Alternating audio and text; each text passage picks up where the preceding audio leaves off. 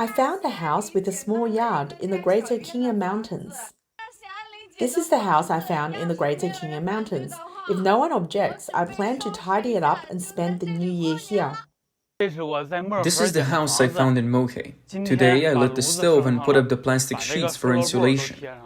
Amid China's economic downturn, a growing number of young people are leaving major cities like Beijing, Shanghai, and Guangzhou for smaller towns. In these ghost cities, left vacant by population loss, abandoned homes have become a refuge for young people seeking shelter through the winter. Compared to the properties worth millions in large cities, these essentially free homes in lesser-known towns offer unbeatable value. In the past, properties in Hegang, Heilongjiang province could be bought for several tens of thousands of yuan, but that era has passed. Now, properties are appearing for as little as 30 yuan per square meter, with entire homes costing around 3,000 yuan. In Shuangyashan, houses are selling for just 10,000 yuan per unit. Yes, you heard that right, breaking the record previously set by Hegang's rock-bottom prices. Shuangyashan was once a significant coal production hub, but now with resources exhausted, it faces severe population outflow and a stagnant property market. This situation isn't limited to Hegang and Shuangyashan. Gansu's old district in Yumen also has homes up to 70 square meters listed for as little as 2,000 yuan with no buyers. In cities like Fuxing, Liaoning, and Seaside properties in Rushan, Shandong, prices have fallen back to where they were a decade ago. Cities that suffer from population loss, resource depletion, and lack of industry have housing markets that are simply collapsing. In some parts of northeast China, properties are even available for just 100 yuan per unit, yet still there are no buyers. Up ahead is the Cuigang town government, and here's the Cuigang market. Look at how bustling this place used to be. When it was thriving, the shop could sell for as much as 15,000 yuan. Now it's all gone. This 15,000 yuan property is gone, and that 15,000 yuan property is gone too. This area was once very prosperous, but due to the population loss, it has turned into a ghost town. Residents here generally fall into three groups. The first group has moved to the greater Qinggan area for their children's education, as Cuigang no longer has operational schools. All have closed down. The second group includes children who went to study elsewhere and decided not to return, bringing their parents with them.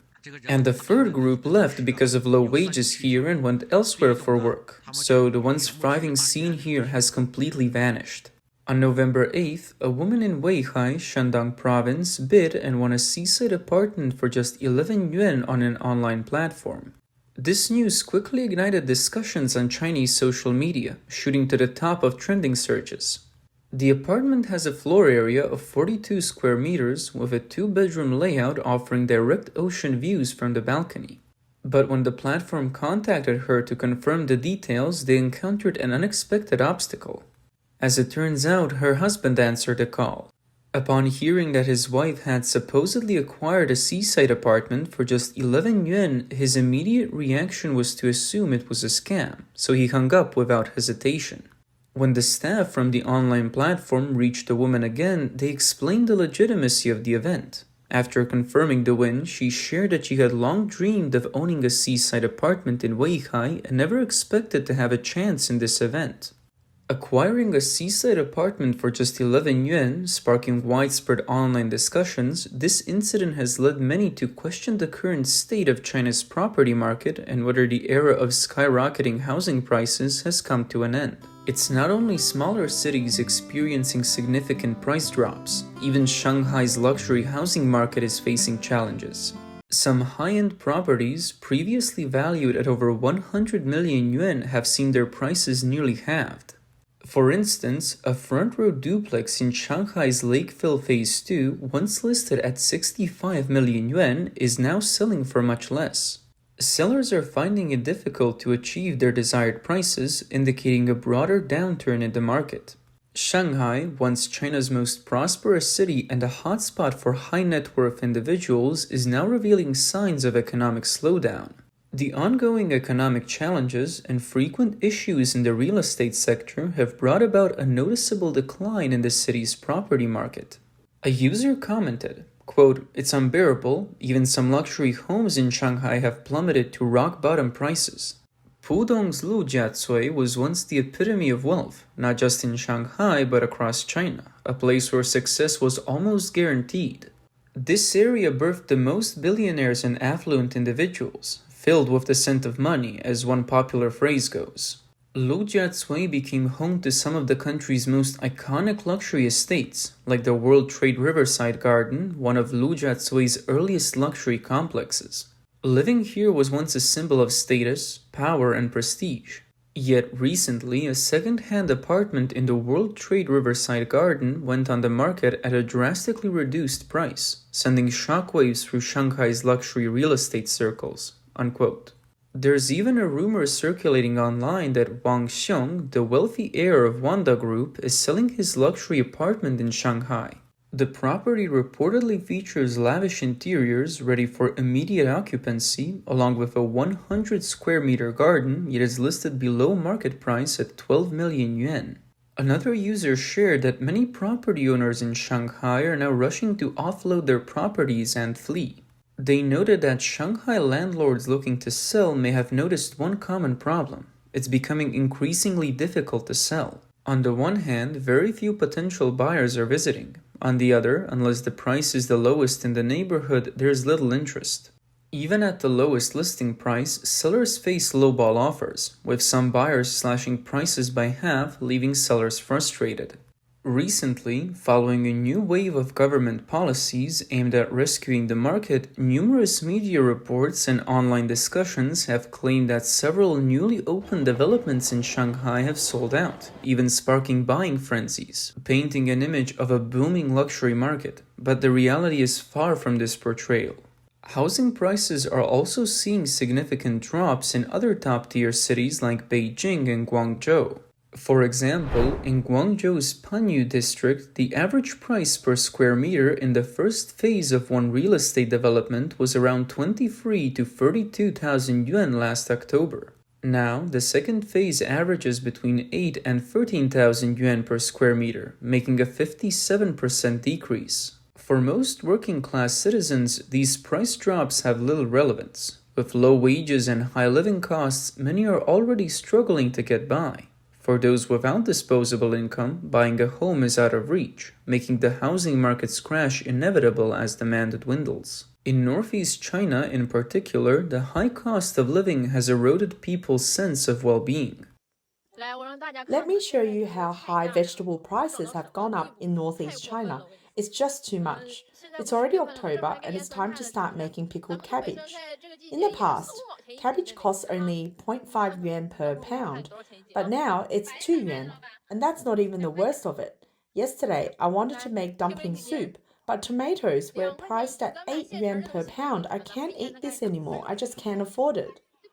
In a street interview, a retired man also complained about low wages and a high cost of living. Is your pension enough to live on?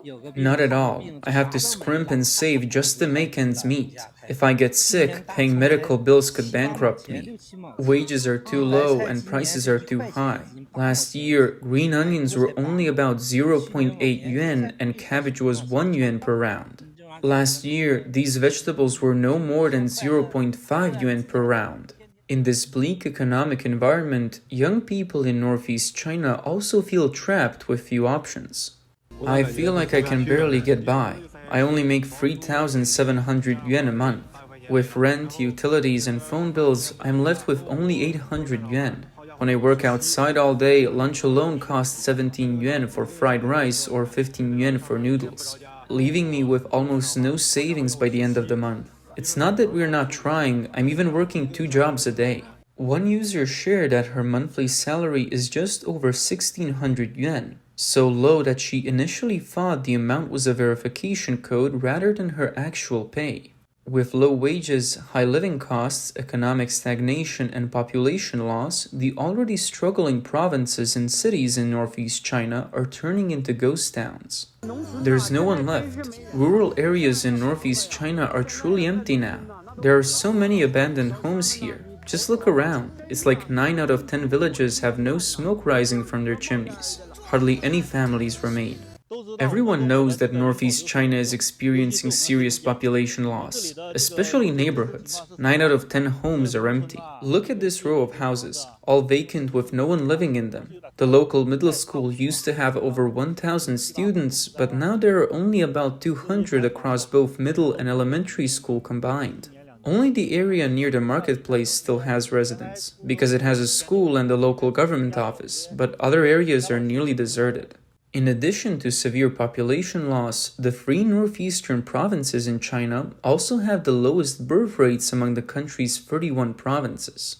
Recently, China's National Bureau of Statistics released the 2024 Statistical Yearbook, showing population data for 2023. The report highlights that Heilongjiang province had a birth rate of about 0.29%, a death rate of 0.98%, and a natural decline rate of 0.69%. In 2022, Heilongjiang's birth rate was 0.33%, with a natural growth rate of negative 0.51%, already record lows. But in 2023, these figures reached new lows. According to the 2023 Statistical Bulletin of Heilongjiang Province's National Economic and Social Development, as of the end of 2023, Heilongjiang's permanent population stood at around 30.6 million, with 20.5 million living in urban areas and 10 million in rural areas. This marks a decrease of 370,000 people compared to about 31 million in 2022. Indicating a continuing decline in the province's population. Demographer He Yafu identifies 2 primary factors contributing to a region's population decline: natural decrease, where deaths outnumber births, and net emigration. In the case of Heilongjiang province's 2023 population reduction, He Yafu's analysis indicates that natural decrease played a significant role. With a natural growth rate of negative 0.69%, the province experienced a natural population decrease of about 213,000 people, but the total population declined by 370,000 compared to the previous year, suggesting a net outmigration of about 157,000 individuals. Data from the Heilongjiang Provincial Bureau of Statistics reveals a consistent downward trend in the province's permanent population since 2011. In 2010, the population stood at 38.3 million, decreasing to 30.6 million by 2023, a cumulative reduction of 7.7 million over 13 years. Notably, the provincial government's approach to disclosing population figures has been unusual this year. Typically, the statistics are released in March or April, but in 2024, the bulletin was delayed until June 11th, making Heilongjiang the last province in China to publish this report. Additionally, unlike previous years when the bulletin was prominently displayed on the Provincial Bureau of Statistics homepage, it was placed on a subpage requiring multiple navigational steps to access. Furthermore, the bulletin omitted key demographic indicators such as birth rate, death rate, and natural growth rate. In China, data such as birth and death rates are typically released in each province's National Economic and Social Development Bulletin during the first half of the year. But as the country's population growth turns negative, some provinces have stopped publishing this data altogether. In September, an article on Sina Finance reignited discussions on population loss. The article pointed out that northeastern China is no longer a unique case for population loss. Rapid population decline is now common across the country. According to 2023 data, Henan saw the largest population decrease with 570,000 fewer people, the highest reduction nationwide. Shandong followed with a decrease of 398,200 people, while Hebei saw a drop of 270,000 and Shanghai over 150,000. In central China, several provinces experienced collective population decreases for the first time. Henan's population declined by 570,000, Hunan by 360,000, Jiangxi by almost 130,000, Anhui by 60,000, and Hebei by 60,000. totaling a reduction of over 1.3 million people across 6 central provinces. This trend has led many online to speculate that within the next decade, rural areas across various provinces, not just in the northeast, may become deserted ruins. The rapid decline in rural populations is visibly apparent, and this has revived discussions and scrutiny over the accuracy of China's population figures. I feel that China's population may not even reach 1 billion anymore. I remember back in 1995, rural areas were always bustling with groups of people, and city streets were packed with crowds. Bus stations and train stations were filled to capacity, but now you hardly see many people in the cities and in the countryside. You can look around and barely spot anyone. It just feels like the population is shrinking. Do you really think there are still 1.4 billion people in China? Deputy Director of the Population and Labor Economics Institute at the Chinese Academy of Social Sciences, Zhang Chewei, stated that China's population trends have reached an irreversible point. The accelerating aging population and declining birth rates mean that China's demographic dividend is rapidly diminishing. By 2025, this demographic dividend will be entirely gone, and for China to achieve economic growth, it must shift its development model before that time. Regarding the loss of China's demographic dividend, one Tencent user commented, quote, "Birth rates are closely tied to economic conditions. When people live with minimal stress, stable lives, and easy employment, they naturally have more children. Otherwise, who would dare to have kids? If the government wants to address the low birth rate, it should focus on employment stability and income. A small birth incentive bonus won't solve the problem." Evidence supports this view, as relying on parents has become more common in some rural areas of China. In rural communities, people who depend financially on their parents, referred to as the boomerang generation, now include young and middle-aged adults between the ages of 20 and 40. Many young people, even after entering the workforce, are unable to make ends meet and end up relying on their parents for financial support. According to a report published on November 4th by the official China Comment website in its 20th issue for 2024, this dependency phenomenon in rural China affects both young and middle-aged people. Some individuals have worked for many years but still require financial help from elderly family members. Others need extensive support from their parents to get married or even after marriage, with their parents helping raise their grandchildren. Among young people, reliance on parents often manifests as living paycheck to paycheck after entering the workforce or being unemployed at home. For those over 30, many still depend on their parents to buy cars or cover housing expenses, with some parents even dipping into their retirement savings to support their children and grandchildren. In Shanghai, a 24-year-old vocational school graduate with pseudonym Ningbo has been working in the city for many years. Yet he frequently needs financial assistance from his parents. This year, Ningbo got married, and expenses for the house in the county town, wedding and dowry, totaling around 400,000 yuan, were all shouldered by his parents. In rural areas, families with better financial means feel a lighter burden when supporting their children, while poorer parents often have to make significant sacrifices. A 61-year-old man with pseudonym Wang Chao is in a relatively stable financial situation. Therefore, he has fully paid for his son's house and car in the city and continues to support his son's family. He explained, regardless of wealth, people rely on their parents in different ways. The wealthy have their methods and the poor have theirs. Before and after marriage, everyone needs help from their parents. Families with decent financial means can manage, but for average households, it's incredibly difficult.